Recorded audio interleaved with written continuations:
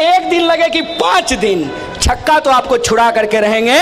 और ये चैलेंज कर रहे हैं जो लोग यहाँ खड़ा होकर के वीडियो रिकॉर्डिंग कर रहे हैं, जय शाह के पिताजी को भेज दीजिएगा। खुल्लम खुल्ला सड़क पे खड़ा होकर के बोल रहे हैं तुम्हारी जेल में कितनी जगह है हमने देख लिया है, हम देखेंगे। लेकिन इस देश के आम लोगों के हक और अधिकार के लिए लड़ रहे थे, लड़ेंगे, अपना सर कलम करा देंगे, लेकिन तुम्हारे सामने झुकेंगे नहीं। और तुम्हारे नोट में उतना ताकत नहीं है, तुम्हारे पास ऐसा कोई मशीन ही नहीं है कि तुम उससे एक ऐसा नोट बना लो जिससे तुम एक ईमान वाले गरीब के बच्चे को खरीद सको। इस बात को याद रखो।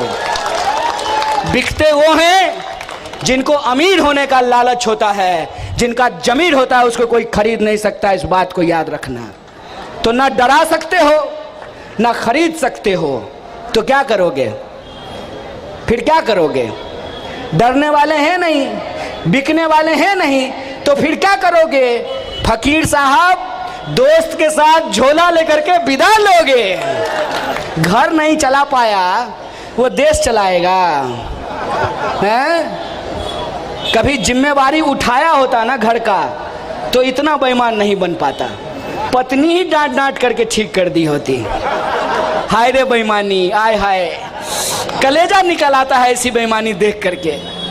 और भाषण क्या देते हैं? विश्व में डंका बज रहा है, अपना डंका अपने पास ले लो। यहाँ महंगाई हमारी लंका लगाए हुए है, तुम्हारा डंका बज रहा है। जिसको किसी को भी अगर ये भ्रम हो रहा है कि इस देश को, इस आजाद देश को गुलाम बना देगा, तो उसके आंख में आंख डाल करके कहते हैं सर कलम कर देंगे, इस देश की आजादी को नहीं झुकने देंगे। इस बात को याद रखना। आज अच्छे दिन का झांसा दिखा करके, चौकीदारी का दावा करके एक ऐसा चोर आया है जो हमारा सपना भी चुरा लेना चाहता है और हमारे सपने के घर को भी छीन लेना चाहता है। मरना ही है तो संघर्ष करके मरेंगे। इस सत्ता को हम ये याद दिलाना चाहते हैं कि यह देश जितना तुम्हारे बाप का है उतना ही हमारे बाप का भी है। इस बात को याद रखना। अगर तुम इस देश को बेचने की साजिश कर रहे हो तो हम इस देश को बचाने का संघर्ष करेंगे। इस बात को याद रखना। गद्दारी कीजिए अपनी जमीर से। खरीदार तो खड़ा है, मोदी जी का दोस्त, पैसा ले करके, सूटकेस में पैसा लेके घूमता है। हमारे गणेश भाई कह रहे थे कि राहुल गांधी को प्रधानमंत्री बनना है। उनको नहीं बनना है प्रधानमंत्री। उनको प्रधानमंत्री बनना होता तो 2004 में ही प्रधानमंत्री बन गए होते, 2009 में ही प्रधानमंत्री बन गए होते।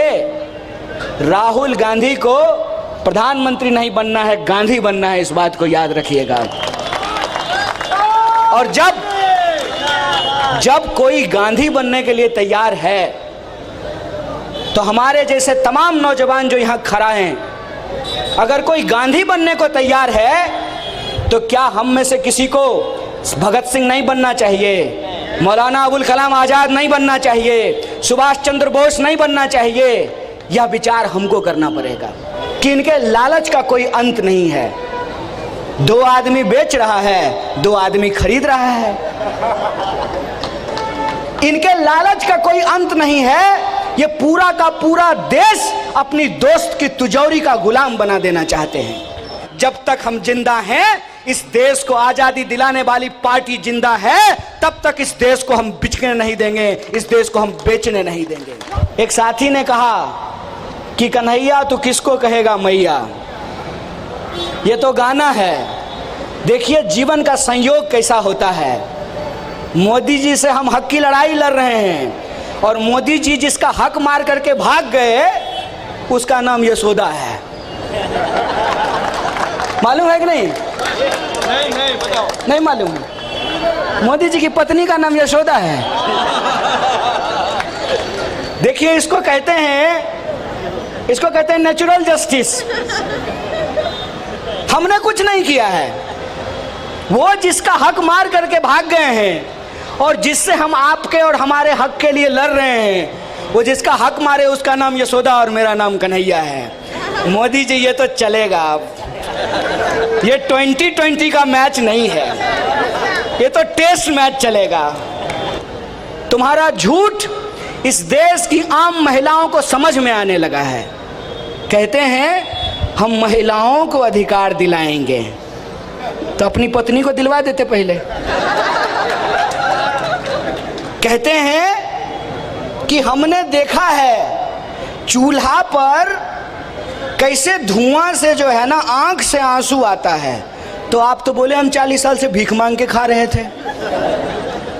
कहा कि हम गरीबी देखे हैं इसीलिए हमको गरीबों के बारे में पता है। तो क्या अदानी गरीब है? अदानी गरीब है कि गरीबों का बस्ती छीन करके जो है उसको बेच रहे हो? अदानी गरीब है क्या? तुम्हारी बेईमानी अब लोगों को नजर आने लगी है, लोगों को ये समझ में आने लगा है हिम्मत तो कोई हमारी इस बात को चैलेंज करके दिखाए। मैं एक सवाल आपके सामने रखा हूं और ये जो बच्ची खड़ी है ना ये भी इस बात को समझ जाएगी। कहते हैं कि 5 ट्रिलियन की इकोनॉमी हो गई है। गणित समझ लीजिएगा, दुकानदार भाई आप लोग सब बैठे हुए हैं। 5 ट्रिलियन की इकोनॉमी हो गई है और इनका दोस्त दुनिया का सबसे अमीर आदमी बन गया है। जब देश की अर्थव्यवस्था दुनिया की तीसरी सबसे बड़ी अर्थव्यवस्था बन गई है, तो 80 करोड़ लोग जो 5 किलो अनाज ले रहे हैं वो अमीर हैं कि गरीब हैं? जरा हमको ये समझा दीजिए, बोलिए। तो पैसा जा कहां रहा है? 80 करोड़ लोग अगर 5 किलो अनाज ले रहे हैं तो वो पैसा कहां जा रहा है? मैं बताता हूं वो पैसा कहां जा रहा है। देश की 99% संपत्ति 100 में 99%, 100 में 99 1% आदमी के पास है। मतलब समझे, देश अमीर नहीं हो रहा है, इनका दोस्त अमीर हो रहा है। देश की अर्थव्यवस्था नहीं बढ़ रही है, इनके दोस्त की अर्थव्यवस्था बढ़ रही है। मतलब समझ रहे हैं, आपको रोजगार नहीं मिल रहा है, गृह मंत्री के बेटा को रोजगार मिल रहा है।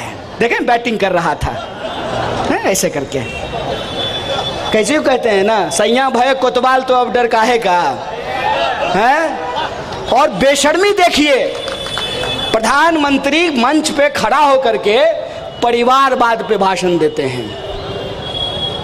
प्रधानमंत्री मंच पे खड़ा होकर के परिवारवाद पे भाषण देते हैं। अब बगल में अमित शाह बैठा रहता है जिसका बेटा बीसीसीआई का सेक्रेटरी बना हुआ है। ये खेल देख रहे हैं। तुम्हारा परिवारवाद जो है वो समाजवाद है और दूसरे का जो है परिवारवाद जो है परिवारवाद है। तुम्हारा भ्रष्टाचार सदाचार है और दूसरे का भ्रष्टाचार भ्रष्टाचार है। ये आंख के सामने धूल झोंक रहे हैं। गरीब का बच्चा जब देश का प्रधानमंत्री बना है तो उसको 8,500 करोड़ का विमान पर चढ़ने का क्या जरूरत है? बोलिए, क्या जरूरत है? वो तो फकीर आदमी है, पैदल भी दौड़ लगा देंगे। हवाई जहाज का जरूरत क्या है, वो भी 8,500 करोड़ का। ये खेल हमको समझना पड़ेगा। हाय रे बेईमानी, आय हाय, कलेजा निकल आता है ऐसी बेईमानी देख करके। गरीब का बच्चा अपने जीवन के दबाव में अपना जीवन खत्म कर ले और बेईमान का बच्चा टांग पर चढ़ा करके क्रिकेट देखेगा। तुमको हमसे टकराना पड़ेगा, इस बात को याद रखना। तुमको हमसे टकराना पड़ेगा। इस देश के आम लोगों का जो तुमने दिल दुखाया है, जो उनकी संपत्ति छीनी है, जो उनके साथ बेईमानी किया है, इसका हिसाब तुमको चुकाना पड़ेगा, इस बात को याद रखना। और खुल करके बोलते हैं, जितना ईडी भेजना है भेज देना, हम तुमसे नहीं डरते हैं। हमने कुछ किया ही नहीं है कि तुम हमको डरा लोगे, और जब हम डरेंगे नहीं तो तुम्हारे वॉशिंग मशीन में हमको साफ होने का भी जरूरत नहीं है। जो सपना दिखा करके, बड़ा बड़ा सपना जानते हैं क्या था? पता नहीं आप लोगों को याद है कि नहीं है? याद है? खाता चेक करते हैं कि नहीं? 15 लाख रुपया आएगा। अरे अपना छोड़िए, हम तो कहते हैं कि भाजपा का कोई मित्र अगर आपका हो, मेरा तो है, तो हम उसको कभी कभी कहते हैं आओ ना, कहता नहीं आएंगे। क्यों नहीं? तुम फिर पूछोगे 15 लाख आया कि नहीं आया। मेरा भाजपा का जो दोस्त है उससे आजकल बड़ी अच्छी जो है ना बातचीत होती है। हम उसको कहते हैं चलो हम तो बीजेपी को वोट नहीं दिए थे, तो हमारे खाते में 15 लाख नहीं आया तो यह समझ में आता है। तुम्हारे में आया कि नहीं आया? बोला हमारे में भी नहीं आया। तो बोले पैसा कहाँ का गया, कहाँ? तो बोला दोस्त के पास गया है, उनके खाते में पहुंच रहा है। 15 लाख रुपया खाते में आएगा, हर साल 2 करोड़ नौकरी देंगे, 2022 तक पक्का मकान दिया जाएगा। हकीकत यह है कि दिनों दिन शिक्षा स्वास्थ्य हमसे दूर होता जा रहा है। हकीकत यह है कि सरकारी स्कूल आपने बंद कर दिया, ये बोल करके कि पढ़ाई नहीं होती है, और प्राइवेट स्कूल में पढ़ाने की हमारी हालत नहीं बची है। प्राइवेट स्कूल की हालत यह है कि पढ़ना बच्चे को है, इंटरव्यू माँ बाप का लेता है। बताइए, तो इसका यह मतलब हुआ ना कि जिसके माँ बाप नहीं पढ़े वो उसका बच्चा ही नहीं पढ़ेगा। बच्चा को पढ़ाने के लिए माँ बाप का इंटरव्यू लेना क्या जरूरी है? तो कहता है कि स्कूल का कल्चर खराब हो जाएगा।